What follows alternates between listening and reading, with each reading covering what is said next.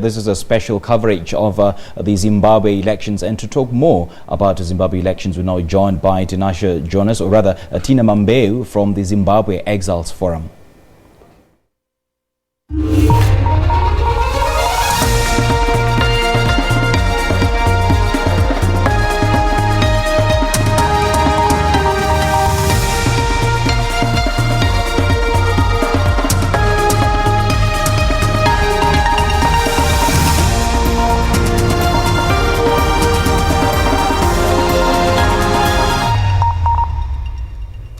Tino Mambeu is from the Zimbabwe Exiles Forum, and he joins me now in studio. Very good evening to you, Tino. Thank you so much for joining us, and welcome to the Globe on SABC News. Thank you, Zimbabwe. Thank you for having me, and good evening to your viewers all over the world. So much has been said and done about the Zimbabwe elections. Everybody went to town in their electioneering drive. I mean, we've just seen MDC and ZANU-PF wrapping up the election rallies earlier on today. So I want to ask you, I want to engage you about your ideal Zimbabwe. What is your ideal Zimbabwe? Do you think that this is the ideal Zimbabwe is about to unfold? Allow me to start by thanking the SABC News for the sterling work that you are doing in terms of covering Zimbabwean elections in a fair manner. I think you would know of the Zimbabwe Broadcasting Corporation, which has up to this end been failing in its mandate to bring fair and unbiased coverage of all political parties. As you have alluded to, I'm Tino Mambeu. I speak for the Zimbabwe Exiles Forum, an organization which is looking after the interests of exiles from Zimbabwe. Now, coming back to your question regarding the processes leading to this plebiscite, I would like to probably take this opportunity to dig a little bit from a perspective of a diasporian. One thing that stands out in this particular election, though there are many of those things, is the fact that for the very first time, Zimbabweans, to a certain extent, have been able to go and will probably be able to go and cast their votes without intimidation in a free environment. I think we have not seen any incidences of violence, and I think we should also take this opportunity to give credit to President Emmerson Mnangagwa for making sure that at least the people of Zimbabwe can, to a certain extent, be able to express their will. But however, we still have numerous problems regarding the electoral process, and these problems are confounded or are found in the manner in which the Zimbabwe Electoral Commission, which is supposed to be the referee, has been going all out in trying to manipulate certain sections of the law to suit certain agendas which then threaten peace and security in the country and the region at large. All right. What is it that you want to see happen in Zimbabwe?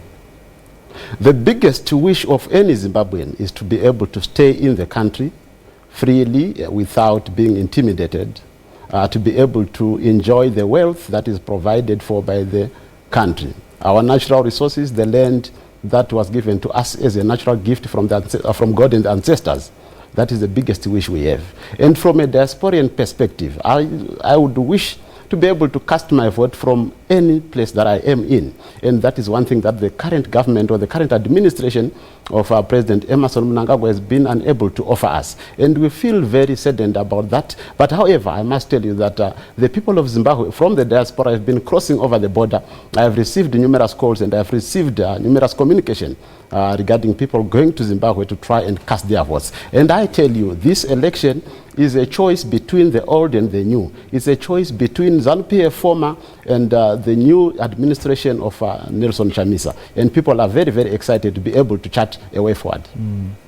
When President Mnangagwa took up office, he did extend an invitation to all Zimbabweans in the diaspora to come back home, to rebuild the country, promising that he will renew the economy, he will rebuild the economy, and that Zimbabwe is ready for business. Are you going to heed that call? Well, I think in terms of extending a call to Zimbabweans to go out and participate in the economy in Zimbabwe, he has done very well. But I would also want you to note that the only thing that is tangible in terms of what people really require on the ground is the presence of freedom. But in as far as the economy is concerned, President Mnangagwa has failed.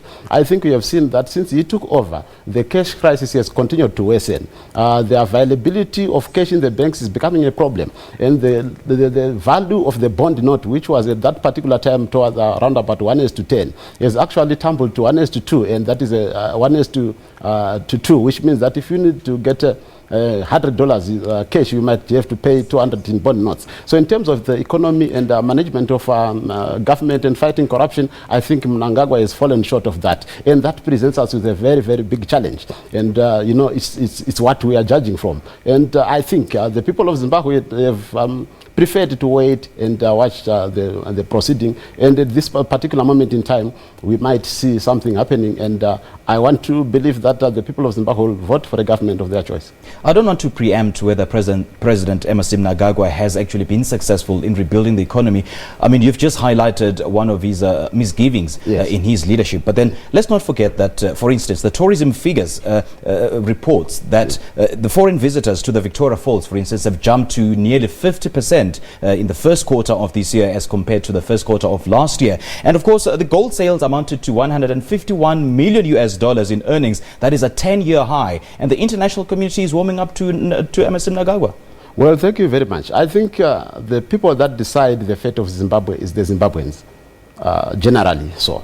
And as you say that there has been an increase in tourism, I do not know who has enjoyed the proceeds of that increase in particular tourism.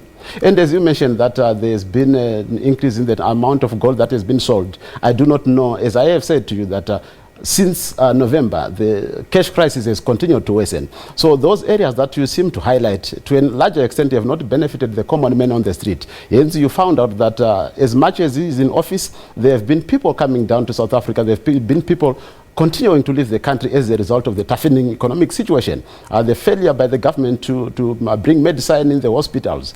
All those things are the things that affect the day-to-day living of the ordinary person in Zimbabwe. And the inavailability of cash is not necessarily that there is no cash in Zimbabwe, but there is cash which is hidden, which is in the hands of a select few. And if you want $100,000 cash in Zimbabwe right now, as long as you can pay. So are you saying amount, that President Emmerson Mnangagwa is selling Zimbabweans a dream that a leopard cannot change its spots? Well, it is very true that he has managed to give us freedom. I commend him for that. But in terms of the economy, corruption, health, and those areas that affect the day-to-day living of the Zimbabweans, that has not seen any change. I think you can also attest the fact that there are so many Zimbabweans that are still crossing the border into South Africa and other neighboring countries. And as far as wide as Europe, they are running away from the tough economic situation that they meet at home. And this election, it is a desire to resolve that and to bring in probably a new system that will be in a position to usher development. I want to refer to the international community. Yes, Comrade Mnangagwa has gone out in the world and he has said that Zimbabwe is open for business. We have seen him doing that, and it's quite commendable. But at the end of the day, promises that are not tangible, that do not convert into bread and butter issues, remain promises and remain a pipeline, a pipe dream. I will also mention one event where he said that there has been investment of 4.2 billion in terms of our Karoo resources. I think if we had, I do not know how that kind of investment has been handled, but if you can put in 4.2 billion in Zimbabwean economy, obviously you expect to see money in the banks, but there is no money. So I do not know when that kind of investment will materialize. It's 9 months down the line, and Zimbabweans are judging him best, particularly on that. I mean, there is a cloud of hope in Zimbabwe, but you strike me as a pessimist. Well, I'm not a pessimist. I'm optimistic that this current election will bring in a legitimate government that will be then able to attend to the wishes of the people. The biggest problem with Comrade Mnangagwa's government is that he made so many promises and failed to deliver on the majority of them. I have said, I commend him for going all over the world and preaching that Zimbabwe is open for business. But once you start preaching that a certain country is open for business, then you create problems for yourself. Because at the end of the day, people want to see results. People want to see things happening. We do not really care. You know, we had a government of national unity where we saw things normalizing and cash being available. But under his administration, there is no cash, and that is cash is what keeps businesses going. I tried to run a business in Zim after November. I failed simply because there's no cash. So I do not really have much kind words for the administration in as far as it is concerned so far. And my hopes are probably on the win by Nelson Chamisa also. Okay, let's talk about the land question. Are we going to see a different approach in the land debate? In terms of what? I think the biggest crisis that we have is that the current administration of Mnangagwa, if it continues to go on, it has said that land is going to be available on 99-year leases. I do not understand a country whereby its citizens are forced to lease land. We cannot lease a natural resource that belonged to us for centuries and centuries, I don't know when. So that is a very big problem. So the debate, if his government continues, is whether he should retract that statement to say land is going to be available on a lease. We want land to belong to the people for as long as they are alive and for as long as there is still Zimbabwe. The land must not be on a lease. That is what is different in terms of Nelson Chamisa's and the MDC Alliance approach. They have said land must be given to Zimbabweans and they must have title deeds. I do not want to own land that ceases to be mine after 100 years. Why? When I'm a Zimbabwean. Well, interesting point you make there. Yes. And, there's an issue of the security in Zimbabwe, and the military has always been blamed for for causing fear among the Zimbabwean people. Let's now talk about the issue of the influence of the military in Zimbabwe. Would it pose a threat, perhaps, in the future of Zimbabwe? Well, the biggest gain that Mnangagwa has had now will be eroded if the military comes in and try to avoid people from getting what they would have voted for.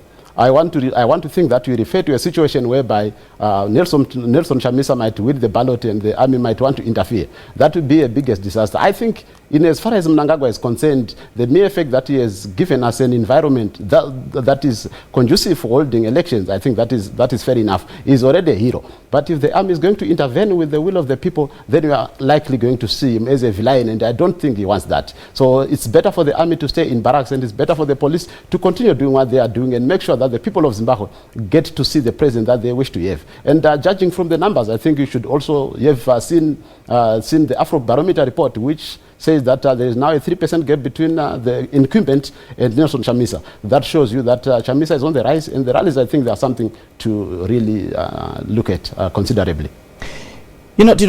Some political pundits have been saying that you can't be talking about Emmerson Mnangagwa, you can't be talking about Robert Mugabe without mentioning the Matabeleland massacre. That is one issue that will be haunting the election come Monday, July the 30th. In terms of national reconciliation, that remains a sticking point. In terms of reconciling the country, how do you think the country will be moving forward with that issue still in the minds of so many Zimbabweans? Well, I could say that Mnangagwa had a perfect opportunity in November, December, and the past months to try and re-engage the people of Matabeleland. All the people of Matabeleland had ever asked for was a mere apology. That has not happened, and I think he has said, let bygones be bygones. But the victims are still available; they can never be bygones. I think that is something that is going to haunt him forever. And if he has got to find it within his heart to say, "I'm sorry to the people of Matabeleland," they are definitely going to forgive him, and the nation will obviously move ahead. Well, he refuses to take responsibility for that, and he said that he doesn't want to open old wounds. Yeah, but the wounds are still there. It's not like he's manufacturing wounds that have never been there. The wounds are still open, and that apology is the one that is going to seal the wounds. And I think it's quite unfortunate for him as a national leader to not want to take responsibility. It doesn't matter if you are a part of a government and if you are a minister, at one point or the other, you've got to take responsibility. We are all responsibility for decisions that we make collectively as a government or as an individual for that matter. So he should be seen to be apologizing for what the government did, because now he is the president of the very same particular party in which he was assigned, in which he was given responsibility. And also remember, he was the Minister of Security and Intelligence. But then do you personally think that in the spirit of reconciliation and nation building, Zimbabwe should revisit that issue? Well, in the spirit of nation building and reconciliation, I think we should learn from South Africa. When South Africa went through independence, we saw the commissions that looked at all the past injustices and tried to find common goals and consensus. That should be normal in any society. We cannot have a society that says, let bygones be bygones. That is very dangerous, and we don't wish to continue to revisit such gray areas of our history. But what the people demand is what they should get. If the people in Matabeleland say, let bygones be bygones, then that should be the case. But if they still want an apology, as they have said, they should get one from the government. Voter apathy. I mean, it's so rife among Zimbabwe's youth. Zimbabwe's youth amount to, about 75% of the entire population. After all's been said and done, do you think that they're still willing to go and cast their votes? The people of Zimbabwe, especially the youth at this current time, this current dispensation, there is nothing called voter apathy in their heads. The MDC Alliance, for example, wanted to boycott the elections, but the overwhelming support from the people, they said, no, we cannot boycott our victory. The people have made it clear that regardless of any machinations by ZEC and ZANU-PF to try and manipulate the elections, the will of the people will prevail. So in terms of voter apathy, I do not see this happening at this particular moment in time, because the people are ready to own and defend their victory. I think this election, from a normal point of view, it has now become a fight between ZEC, the referee, and ZANU-PF, or the two of them against the opposition. So it is going to be, if it is a win, it is going to be a win against ZEC and ZANU-PF, because ZEC has been very, very, very unfair in terms of how they designed the ballot, in terms of transparent, in terms of voters' role and all other matters concerning the elections. So yes, people are aware of that. And who do you think is behind that? All the machinations by ZEC. Well, ZEC is responsible to answer to the people of Zimbabwe, but in this current circumstances, they are answering to the cause of a political party. And they are in bed with ZANU-PF. We have seen them releasing telephone numbers, special details regarding constituencies where people register to vote and all that. And ZANU-PF has been sending people SMSs to say that you must vote for so and so candidate. All that information is coming from ZEC, and we believe that ZEC is in bed with ZANU-PF, and that's quite unfortunate. However, the people of Zimbabwe are going to still vote. Yes, they will vote tomorrow on Monday, and they are ready to defend their votes come what may. And the issue of voter apathy is not available in the dictionary. People are actually saying that we are the policemen. We are going to police the ballot in any event. Everybody is ready. The internet is available. People are going to make sure that every kind of suspicious events around the election process will be reported, and it will be news all over the world in no time. So the people are the policemen, the people are ZEC themselves. They have decided to take this upon themselves. And believe you me, we are going to really enter into a very, very interesting time. Since this is no doubt a two-horse race between Emmerson Mnangagwa and Nelson Chamisa of the MDC, and both leaders are quite confident of a victory. Do you think they'll be accepting the outcome of the election? Well, I do not see. You know, I've been following the election race since the beginning, and what I have seen is that it seems as if the opposition led by Nelson Chamisa will do quite well in terms of getting the majority of the vote. That is quite something that is quite evident. But in terms of ZANU-PF, I mean, you have seen how they bus supporters from rural areas into the city. And I should also make a comment today. I think you saw them in the National Sports Stadium. If it was Mugabe's time, that stadium would have been full to capacity and brimming. But today you saw gaps, and it was probably half full. It's a result of the fact that people are quite tired of ZANU-PF. But I should say to them, well done. They tried to fill the National Sports Stadium, which is a feat that they could never do, even if busing people from the rural areas and from places as far as Kadoma and Chinoi. You know, I think we should give it up to them that they've really tried against very, very difficult circumstances. It is very well known that that is not their fault. And yeah, it's quite true. They tried their best. Who stands a better chance? Nelson Chamisa is the best candidate. I speak from a diasporan perspective. I speak from the ground. I've been in Zimbabwe. I've seen how people have resonated with this campaign. They are in love with his personality. They are in love with everything Nelson Chamisa. I think if you follow the rally today, as he was arriving, a whole lot of multitudes, they ran towards his car to welcome him, to embrace him. That has never happened. It only happened in 1980 when Mugabe delivered the victory to the people of Zimbabwe. So we are reminiscing the periods of 1980 when people were so upbeat about an election. That has never happened before. And I think this is an election of a century. And we expect the Zimbabweans to vote in their numbers for their particular candidates. Say for interest's sake, I mean for argument's sake, Nelson Chamisa does indeed take over power. Is the MDC ready to lead, given the internal wranglings within the party? Well, the MDC under Nelson Chamisa is very ready to lead. I will tell you that they are different from ZANU-PF. ZANU-PF, from Mnangagwa. After Mnangagwa took power, he went around the globe saying that Zimbabwe is open for business. But in terms of Nelson Chamisa's outfit, they've already been engaging investors from America, from Europe, from South Africa, from all over the world, before they are even in power. So it speaks of a party that has got a plan. I think we should have also referred to their manifesto, which is 100 and something page document which shows the step-by-step approach to fixing the Zimbabwean crisis. And yes, they've got people that are capable. And also, I think I should also mention the amount of support that they enjoy, that the MDC Alliance enjoy from the war veteran sector, from people across the country. It's quite magnific. And I think they are ready to govern. And do you think Zimbabwean people, I mean, especially those who are living all over the world, do they have that responsibility to go back home and rebuild the economy? Well, home can only be home when it is attractive. If it is not attractive, there's nobody who would want to leave the comfort of South Africa and go into Zim. Why should we do that? So it is incumbent upon the people of the ruling part of that particular time to make sure that they make Zimbabwe attractive. At the current moment, Zimbabwe is not attractive for anything. What needs to be done? Which are the areas that needs to be fixed? Well, you have got to deal with corruption. You have got to deal with confidence in the government. You have got to deal with confidence in the government's structure. You have got to make sure that, when you go to hospital, you get medication. People compare. I've been here for 15 years. When I get sick, I go into the public hospital, I get treatment. But when you go into Zimbabwe, it's a very big problem. There's no beds, there's no medical supply. So as long as those things exist, then we have got a serious problem. I think you have seen the influx of pregnant women coming to give birth here in South Africa. And once they give birth here in South Africa, because they really enjoy the facilities that South Africa has got to offer.